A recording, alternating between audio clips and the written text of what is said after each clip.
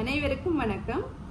இந்த வீடியோவில் நாங்கள் இன்றைக்கு என்ன விடயம் தொடர்பாக பார்க்க போகிறோம்னு சொன்னால், இலங்கை சூழலில் விவாகரத்து தொடர்பான சட்டங்கள் எப்படி இருக்குன்னு சொல்லியும் அது தொடர்பாக எந்தெந்த கிரவுண்ட்ஸுக்குள்ள விவாகரத்தை பெற்றுக்கொள்ளலாம் என்பது தொடர்பாகவும் அது தொடர்பான வழக்குகளையும் இந்த வீடியோவில் நாங்கள் இன்றைக்கு பார்ப்போம். அப்போ விவாகரத்து என்றால் முதலாவது இப்போ ஒரு சமூகத்தின் அடிப்படை அழகாக ஒரு குடும்பம் காணப்படுகிறது.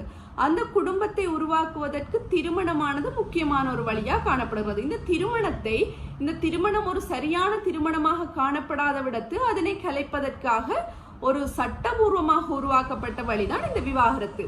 இல்லைன்னு சொன்னா நார்மலாகவே திருமணம் ரெண்டு வழிகளில் இல்லாது செய்யப்படும். ஒன்று, ஒரு கணவன் அல்லது மனைவியின் இறப்பின் போது ஒரு திருமணம் இல்லாத டிசால்வ் ஆகும் ஆட்டோமேட்டிக்கா.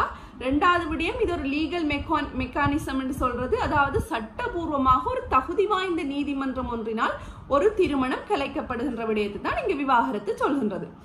அப்ப எங்கட வரலாற்றை நாங்கள் நோக்கல ரோமன் டச்சு சட்டத்துல இந்த ரெண்டு வகையான விவாகரத்து முறைகள் குறிப்பிடப்படுகின்றன. அதாவது அந்த விவாகரத்து எந்தெந்த ரீசனுக்கு கீழே பெற்றுக்கொள்ளலாம் என்று ஒரு ரெண்டு ரீசனை தான், ரெண்டு கிரவுண்ட்ஸை தான் கொடுத்துருக்குறாங்க. முதலாவது விடயம் அடல்டரி, ரெண்டாவது விடயம் மெலிஷியஸ் டிசர்ஷன். அதாவது அடல்டரி என்று சொல்றது சோரம்போதல். அது தொடர்பாக நான் செப்பரேட்டா விளங்கப்படுத்துறேன். இப்ப நான் ஜஸ்ட் சொல்றேன் சோரம்போதல். அடுத்த ரெண்டாவது விடயம் மெலிஷியஸ் டிசர்ஷன். இப்போ ஒரு கணவனோ மனைவியோ திருமணத்தை முடிக்கும் நோக்குடன் வீட்டை விட்டு வெளியேறுதல். இந்த ரெண்டு ரீசனை தான் இந்த ரோமன் டச்சு சட்டத்துல விவாகரத்துக்கான கிரவுண்ட்ஸா கொடுத்துக்கிறாங்க. அதுக்கு பிறகுதான் இந்த மேரேஜ் ரெஜிஸ்ட்ரேஷன் ஆர்டினன்ஸ்ல, அதாவது திருமண பதிவு கட்டளை சட்டம் என்று சொல்லப்படுகின்ற இந்த MRO இந்த செக்ஷன் 19ல தான் மூன்றாவதாக ஒரு கிரவுண்ட் செட் பண்றாங்க. அது என்ன கிரவுண்ட்ஸ் சொன்னா, இந்த திருமணமாகிற டைமில், அதாவது incurable sexual impotency at the time of marriage, அதாவது திருமணமாகிற சந்தர்ப்பத்தில் இருக்கின்ற இந்த பாலியல் பலவீனம், தீர்க்க முடியாத பாலியல் பலவீனம் என்று சொல்ற அந்த மூன்றாவது கிரவுண்ட்ஸையும் மெட் பண்றாங்க. ஸோ இப்போ இந்த MROக்கு கீழே காணப்படுகின்ற இந்த விவாகரத்து தொடர்பான கிரவுண்ட்ஸ்ல இந்த மூன்று கிரவுண்ட்ஸும் இப்ப தற்போது காணப்படுகின்ற கிரவுண்ட்ஸாக காணப்படுகின்றது. இப்ப இலங்கையில் உள்ள யாராவது இப்ப விவாகரத்து தொடர்பாக வழக்கு பதிவு செய்ய வேண்டும்னு சொன்னா இந்த மூன்று கிரவுண்ட்ஸுக்கு கீழே தான் கட்டாயம் வழக்கு பதிவு செய்ய வேண்டும். முதலாவது கிரவுண்ட்ஸ் என்ன? அடல்டரி. ரெண்டாவது கிரவுண்ட்ஸ் மெலிஷியஸ் டிசர்ஷன். மூன்றாவது கிரவுண்ட்ஸ் இந்த incurable sexual impotency at the time of marriage என்று சொல்றாரு. இந்த மூன்று கிரவுண்ட்ஸுக்கு கீழே தான் யாராக இருந்தாலும், இந்த ஜெனரல் மேரேஜுக்கு கீழே உள்ளவர்கள் யாராக இருந்தாலும் இந்த திருமணத்தை இல்லாது செய்வதற்கான இந்த மூன்று கிரவுண்ட்ஸும் இதாகத்தான் இந்த மேரேஜ் ரெஜிஸ்ட்ரேஷன் ஆர்டினன்ஸுக்கு கீழ் கொள்ளப்படுகின்றது. இந்த இலங்கையில இரண்டு நியதி சட்டங்கள் இந்த விவாகரத்து தொடர்பாக ஏற்புடையதாக காணப்படுகின்றன. முதலாவது இந்த மேரேஜ் ரெஜிஸ்ட்ரேஷன் ஆர்டினன்ஸ் செக்ஷன் 19ம், மற்றது இந்த சிவில் ப்ரொசீடியர் கோட்ல சொல்லப்படுகின்ற சில செக்ஷன்கள், அதாவது 598, 599, பிறகு 605ல இருந்து 602, 603, 604, 605 போன்ற செக்ஷன்கள் இந்த விவாகரத்து தொடர்பான ப்ரொசீடியர்ஸை குறிப்பிடுகின்றன. இது தொடர்பான நியதி சட்டங்களாக இலங்கையில் காணப்படுகின்றன.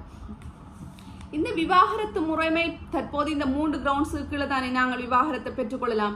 ஆனா இப்ப இந்த தனி நபர்களுடைய சட்டமாக இந்த கண்டியன் லோ காணப்படுது. இந்த கண்டியன் லோ தேச வளமை முஸ்லீம் லோ காணப்படுகின்றது. அதுல இந்த கண்டியன் லோவில் இந்த விவாகரத்து தொடர்பாக இந்த மூன்று கிரவுண்ட்ஸுக்கு இல்லாமல் ஒரு மியூச்சுவல் கன்சென்ட் கண்டியன் லோவில் கொடுத்துருக்காங்க. அது ஒரு ப்ரோக்ரெசிவான மெத்தடாக இந்த கண்டியன் லோவில் காணப்படுகின்றது. ஆனா எங்களுடைய சட்டத்தை பொறுத்தளவு, அதாவது ஜெனரல் மேரேஜ் பொறுத்தளவு, இங்க ஒரு மெட்ரிமோனியல் ஃபால்ட்டில் தான் இலங்கையிலே உள்ளவர்கள் விவாகரத்தை பெற்றுக்கொள்ளலாம். அதாவது திருமண தவறுகளின் அடிப்படையில் மட்டுமே விவாகரத்தை பெற்றுக்கொள்ளலாம். இப்ப மேலை நாடுகளை போல அல்லாது, மேலை நாடுகள்ல தற்போது என்னண்டு அவங்க அப்டேட் ஆகி தற்போது மியூச்சுவல் கன்சென்ட்ல விவாகரத்தை பெற்றுக்கொள்ளலாம். ஆனா இலங்கையில இப்போ ஒரு ஸ்பௌஸை தவறாக காட்டி அவர் தவறு செய்தார் அப்படின்னு சொல்லித்தான் தாங்கள் விவாகரத்தை பெற்றுக்கொள்ள முடியும். அப்ப இந்த மூன்று கிரவுண்ட்ல நாங்க முதலாவது கிரவுண்டை பார்ப்போம். முதலாவது கிரவுண்ட் என்ன சொல்லுது? முதலாவது கிரவுண்ட் அடல்டரி. இந்த அடல்டரிக்கு கீழே ஒரு கணவன் மனைவி விவாகரத்தை பெற்றுக்கொள்ளலாம். அது அப்படின்னு சொன்னா, இந்த அடல்டரின்னு சொன்னா ஒரு கணவன் மனைவி தங்களுடைய திருமண வாழ்க்கையில இருந்து ஒரு எக்ஸ்ட்ரா மெரிட்டல் ரிலேஷன்ஷிப்புக்குள்ள போறது. அதாவது கணவன் மனைவி இருக்கிறோம், ஒரு கணவர் தன் மனைவியை விட்டுட்டு வேற ஒரு நபருடன் ஒரு அடல்டரியில் ஈடுபடுவதைத்தான் இந்த அடல்டரி என்று குறிப்பிடுகின்றார்கள். இந்த அடல்டரி முன்னிய காலத்துல ஒரு ஒஃபென்ஸாக கொள்ளப்பட்டது. அதாவது ஒரு டிஸ்கிரேஸ்ஃபுல் ஒஃபென்ஸாக, அந்த அடல்டரியில ஈடுபடும் நபர் சமூகத்துக்கும் அந்த மனைவிக்கும் ஒரு பாதிப்பை ஏற்படுத்துகிறார் என்று சொல்லி அது ஒரு டிஸ்கிரேஸ்ஃபுல் ஒஃபென்ஸாக கருதப்பட்டு தண்டனை வழங்கப்பட்டது. ஆனா தற்போது இந்த அடல்டரி ஒரு ஒஃபென்ஸ் அல்ல, ஒரு கிரிமினல் ஒஃபென்ஸ் இல்லை, இது ஒரு சிவில் ஒஃபென்ஸ். ஜஸ்ட் ஒரு சிவில் ரோங்காகத்தான் இது கொள்ளப்படுது. அதாவது இப்போ இது ஒரு டிவோர்ஸுக்கான ஒரு கிரவுண்டாக கொள்ளப்படுதே ஒழிய, ஆனா இது ஒரு கிரிமினல் ஒஃபென்ஸ் இல்லை.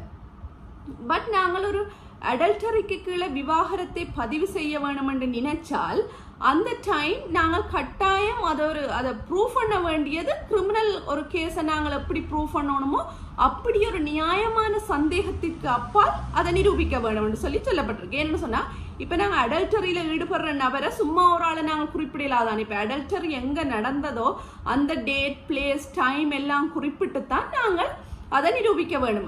அது அல்லாது சும்மா சாதாரணமாக ஒரு சிவில் வழக்குக்கு நாங்கள் சாட்சிகளை கொண்டு நிரூபிப்பதை போல் நிரூபிக்க முடியாது. இதுல இந்த ஜினேசி வர்சஸ் ஜினேசி என்ற கேஸ்ல என்ன சொல்லப்பட்டதுன்னு சொன்னா அது ஒரு ஃபாரின் கேஸ். அங்க என்ன சொல்லப்பட்டதுன்னு சொன்னா அதாவது இந்த அடல்டரியானது ஒரு கிரிமினல் ஒஃபென்ஸ் எப்படி நிரூபிப்பார்களோ அதிண்ட டிகிரி அளவுக்கு, அதிண்ட ஹை டிகிரி அளவுக்கு தான் இந்த அடல்டரியை கோர்ட்ல ப்ரூவ் பண்ணணும்னு சொல்லப்பட்டது. இந்த அடல்டரியில 3 வகையான நபர்கள் வர போறார்கள். ஒன்று யாரு? பிளைன்டிஃப், மற்றது டிஃபெண்டன்ட், அடுத்தது கோடிஃபெண்டன்ட். இந்த கோடிஃபெண்டன்ட்ன்றது யாரு? இப்ப ஒரு கணவன் மனைவி இருக்கேக்க அந்த மனைவியோ கணவனோட ஒரு அடல்டரியில ஈடுபடுவாங்க தானே, அந்த நபர், அந்த 3வது நபர் தான் இங்க கோடிஃபெண்டனா வர போறார்கள். இந்த கோடிஃபெண்டன்ட் ஒரு வழக்கு பதிவு செய்யும் போது இந்த கோடிஃபெண்டன்ட் நேம கட்டாயம் கொடுக்க வேணும். ஆனா சில சந்தர்ப்பங்களில இந்த கோடிஃபெண்டன்ட் நேம கொடுக்க தேவையில்லைன்னு சொல்லி இந்த சிவில் ப்ரொசீடியர் கோர்ட்டுன்ற செக்ஷன் 598 சொல்லுது. அது என்னென்ன சந்தர்ப்பங்கள்னு சொன்னா, இப்போ ஒரு கோடிஃபெண்டன்ட் ஒரு விபச்சாரியாக, அதாவது ஒரு ப்ரொஸ்டிடியூட்டாக இருக்கிற சந்தர்ப்பத்துல அந்த நேம கொடுக்க தேவையில்லை. இப்போ ஒரு கணவர் ஒரு அடல்டரியில ஈடுபடுறாருண்டா, ஒரு ப்ரொஸ்டிடியூட்டோட அடல்டரியில ஈடுபடுற டைம்ல நாங்க யார் அந்த ப்ரொஸ்டிடியூட்னு கண்டுபிடிக்க முடியாது. அந்த தருணத்துல அந்த நேம குறிப்பிட தேவையில்லை. 2வது, அந்த கோடிஃபெண்டன்ட் இறந்த சந்தர்ப்பத்திலேயும் அவர்களுடைய பேரை அங்க மென்ஷன் பண்ண தேவையில்லை. 3வது விடயம், இப்ப ஒரு கணவர் அடல்டரியில ஈடுபடுகிறார் என்று தெரிந்தும் அவரை நாங்கள் அந்த கோடிஃபெண்டன்ட் யாருன்னு தேடுவதற்கு பல வழிகள்ல முயற்சி செய்தும் அந்த கோடிஃபெண்டன்ட்டை கண்டுபிடிக்க முடியாத தருணத்திலையும் நாங்க அங்க பேரை மென்ஷன் பண்ண தேவையில்லைன்னு சொல்லி இந்த சிவில் ப்ரொசீடியர் கோர்ட்டுன்ற செக்ஷன் 598 சொல்லுது. மற்ற அடுத்த விஷயம் என்னன்னு சொன்னா, இந்த இன்னசென்ட் ஸ்பவுஸ் இருக்கிறாங்க தானே, இந்த அடல்டரியில ஈடுபட்டவங்க கில்ட்டி ஸ்பவுஸ் ஆகவும் இந்த மற்ற ஸ்பவுஸ் ஒரு இன்னசென்ட் ஸ்பவுஸ் தானே கொல்லப்படுகிறாங்க. இந்த இன்னசென்ட் ஸ்பவுஸ் இந்த கோடிஃபெண்டன்ட் இருந்து டேமேஜஸ் பெற்றுக்கொள்ளலாம். அது 2 வகையான டேமேஜஸ் பெற்றுக்கொள்ளலாம். முதலாவது என்னன்னு சொன்னா ஒரு சென்டிமெண்டல் டேமேஜஸ், 2வது இந்த லாஸ் ஆஃப் கம்பேனியன்ஷிப்புக்கான டேமேஜஸ். அப்படின்னு சொன்னா முதலாவது சென்டிமெண்டல் டேமேஜஸ் சொன்னா, இப்போ ஒரு கணவர் அடல்டரியில ஈடுபடுகிறாருன்னு சொன்னா அந்த மனைவிக்கு ஒரு சென்டிமெண்டலா நிறைய பாதிப்புகள் வரும். அவங்க டிப்ரெஸ் ஆகலாம், அவங்க மன அழுத்தத்துக்கு, மற்றது அவங்களோட ஃபீலிங்ஸ் எவ்வளவு விதத்துல ஹர்ட் ஆகலாம். ஸோ அந்த இடத்துல இந்த சென்டிமெண்டல் டேமேஜஸ் வழங்க வேணும்னு சொல்லி இந்த சிவில் ப்ரொசீடியர் கோர்ட் சொல்லுது. அடுத்த விஷயம், இந்த லாஸ் ஆஃப் கம்பேனியன்ஷிப்னா ஒரு கணவன் இருக்கும்போது மனைவிக்கு எவ்வளவு உறுதுணையோ எவ்வளவு ஹெல்ப் ஆயிருப்பாங்களோ அந்த கம்பேனியன்ஷிப்பை இழக்கிற டைம்ல அந்த இழந்த கம்பேனியன்ஷிப்புக்காகவும் இந்த கோடிஃபெண்டன்ட் இருந்து டேமேஜஸையும் கம்பன்சேஷனையும் பெற்றுக்கொள்ளலாம் என்று சொல்லி இந்த சிவில் ப்ரொசீடியர் கோர்ட்டுங்க செக்ஷன் 612 சொல்லுது. அப்ப இந்த சில சந்தர்ப்பங்களில ஆனா இந்த கம்பேனியன்ஷிப்பை வழங்க தேவையில்லை, அந்த கோடிஃபெண்டன்ட் வழங்க தேவையில்லை. அது என்னென்ன ரீசன் சொன்னா, அந்த கோடிஃபெண்டன்ட் ஒரு ப்ரோஸ்டிடியூட்டாக இருக்கிற சந்தர்ப்பத்துல வழங்க தேவையில்லை.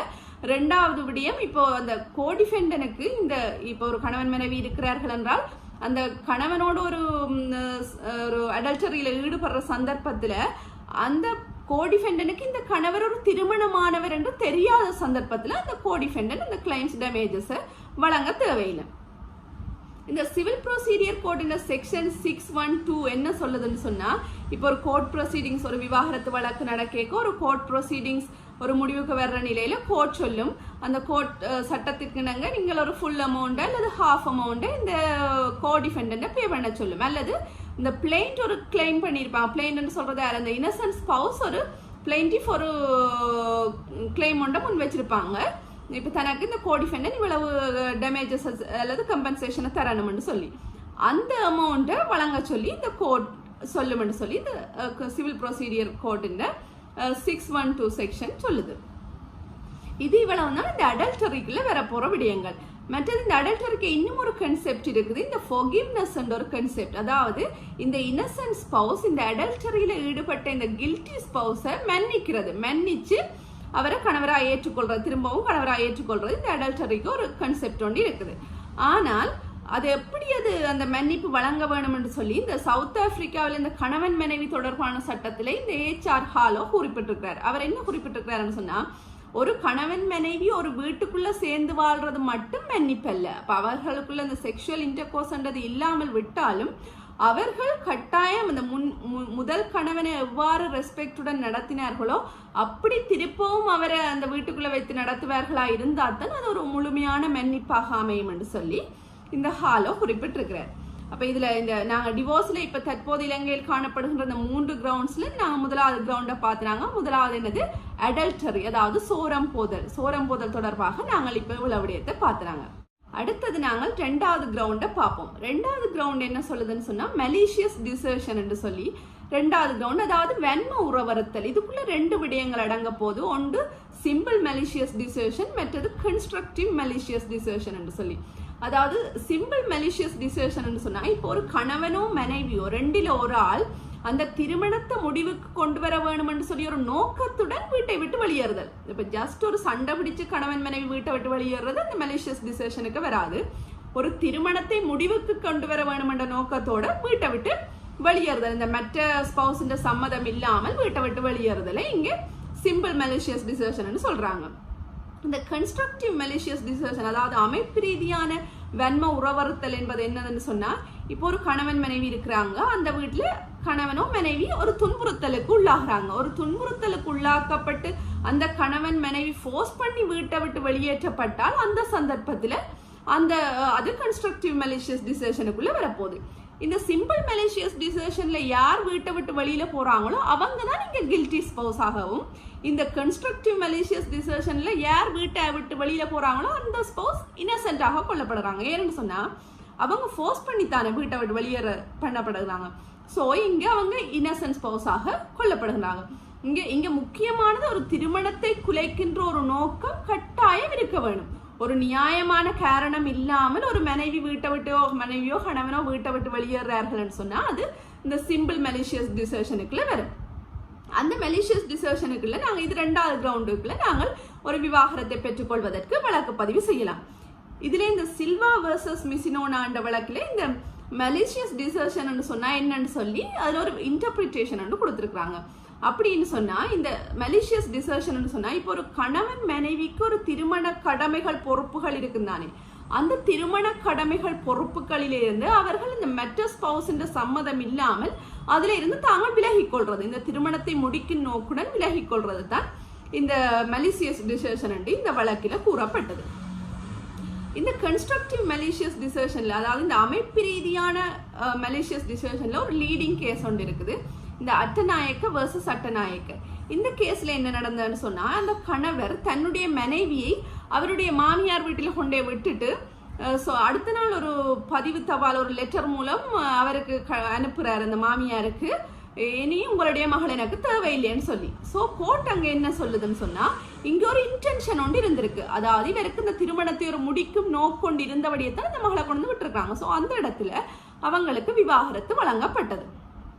இது இந்த கன்ஸ்ட்ரக்டிவ் மலிஷியஸ் டிசர்ஷனுக்குள்ள உள்ள விடயங்கள். இதேதான் இந்த ஆரியபால வர்சஸ் ஆரியபால என்ற கேஸ்லையும் சொல்லப்பட்டது. அதுல என்ன சொல்லப்பட்டதுன்னு சொன்னா, இப்போ ஒரு மனைவியை அந்த கணவன் கொடூரமான முறைகளை ஒரு மனிதாபிமானமற்ற முறைகளை துன்புறுத்தி அவங்கள வீட்டை விட்டு அனுப்புற அந்த சந்தர்ப்பத்திலையும் அங்க ஒரு கன்ஸ்ட்ரக்டிவ் மலிஷியஸ் டிசர்ஷன் ஒன்று உருவாகி அந்த இடத்துல திருமணம் ரத்து செய்யப்பட்டது. இது 2வது கிரவுண்டுக்குள்ள நாங்க பார்த்த விடயங்கள். அடுத்தது 3வது கிரவுண்ட் என்ன சொல்லுதுன்னு சொன்னா, விவாகரத்து தொடர்பாக 3வது கிரவுண்ட் என்ன சொல்லுதுன்னு சொன்னா, ஒரு incurable sexual impotency at the time of மேரேஜ்னு சொல்லி. அதாவது இப்ப அது ஒரு ஆணாக இருக்கலாம் அல்லது பெண்ணாக இருக்கலாம், 2 பேருக்கும் அந்த திருமணத்தின் போது ஒரு குணப்படுத்த முடியாத அந்த இம்பார்ட்டன்சி ஒன்று இருக்கணும். அப்படி இருந்தால் அதுக்கு கீழேயும் விவாகரத்தை நாங்கள் பெற்றுக்கொள்ளலாம் என்று சொல்லி கூறப்பட்டது.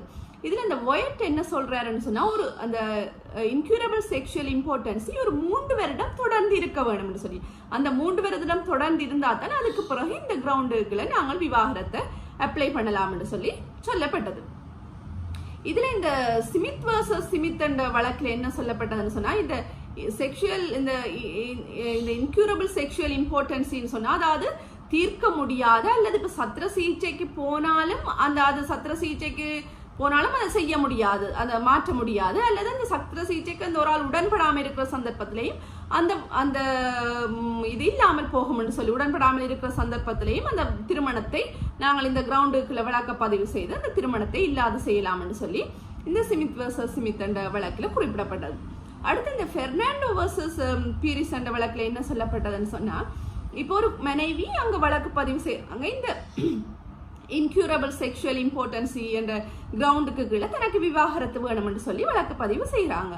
அந்த இடத்துல கோர்ட் என்ன சொல்லுதுன்னு சொன்னா, இந்த மனைவி என்ற ஒரு மெடிக்கல் ரிப்போர்ட்டை செக் பண்ணிக்க அவங்க ஸ்டில் வர்ஜினாகவே இருந்துக்கிறாங்க, அவங்க கன்னித்தன்மையுடனே இருந்த காரணத்தினால அங்க அந்த கணவனுடைய மெலட்டுத்தன்மையில இருந்து பாலியல் பலவீனம் நிரூபிக்கப்பட்டு அங்கேயும் அந்த திருமணத்துக்கு விவாகரத்து வழங்கப்பட்டு அந்த திருமணம் ரத்து செய்யப்பட்டது. இந்த 3 கிரவுண்ட்ஸ் தான் நாங்கள் இந்த திருமணம் தொடர்பாக, திருமணத்துல விவாகரத்து தொடர்பாக, நாங்கள் இலங்கையில விவாகரத்து தொடர்பாக எந்த வழக்கு பதிவு செய்வதாக இருந்தாலும் இந்த 3 கிரவுண்ட்ஸுக்குள்ள தான் வழக்கு பதிவு செய்து நாங்கள் விவாகரத்தை பெற்றுக்கொள்ள முடியும். இது விவாகரத்து தொடர்பாக உள்ள இலங்கையில் உள்ள நடைமுறைகள் இன்றைக்கு நாங்கள் பார்த்துனாங்க. அடுத்த ஒரு வீடியோல நாங்கள் வேற விடயம் தொடர்பாக பார்ப்போம். நன்றி.